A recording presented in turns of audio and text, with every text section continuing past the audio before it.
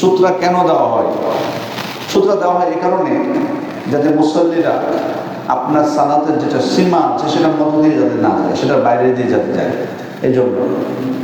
এই জন্য সূত্রাটা মূলত দেওয়া হয়। তাহলে অন্যদের জন্য সুযোগ মানে হলো, স্পষ্ট হলো যে আপনার সালাতের সামনে দিয়ে বা সূত্রার ভিতর দিয়ে যাতে উনি না যায়, আপনার এটা দূরত্ব সালাতের এটা স্পষ্ট হবে তার কাছে, এজন্য দেওয়া হয়। সূত্রা কতটুকু সামনে দিয়ে যাওয়া যাবে এবং সূত্রা না থাকলে কতটুকু সামনে যাবে, আসলে সামনে দিয়ে যাওয়ার বিষয়টা হলো একই পরিমাণ। সূত্রা যখন উনি দিয়ে দিবেন তখন আপনি সূত্রা বাইরে দিয়ে যাবেন, সহজ হিসাব।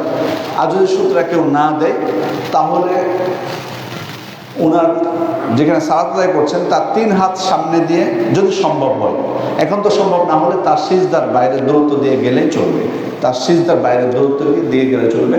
কারণ মুসল্লি যদি তার সামনে দিয়ে কেউ অতিক্রম করে তাকে বাধা দিতে বলা হয়েছে, সে বাধা দিবে। এমনকি বাধা শুধু না, মানে জোরপূর্বক বাধা দেবে, জোরপূর্বক বাধা দিতে বলা হয়েছে। তো একজন মুসল্লি সালাত আদায়কালে কতদূর পর্যন্ত উনি বাধা দিতে পারবেন? ওনার সিজদার সীমানা পর্যন্ত, এর বাইরে না। এই জন্য ওলামা কেরাম বলছেন বিশুদ্ধ মত হচ্ছে যে সিজদার বাইরে দিয়ে গেলেই যথেষ্ট হবে।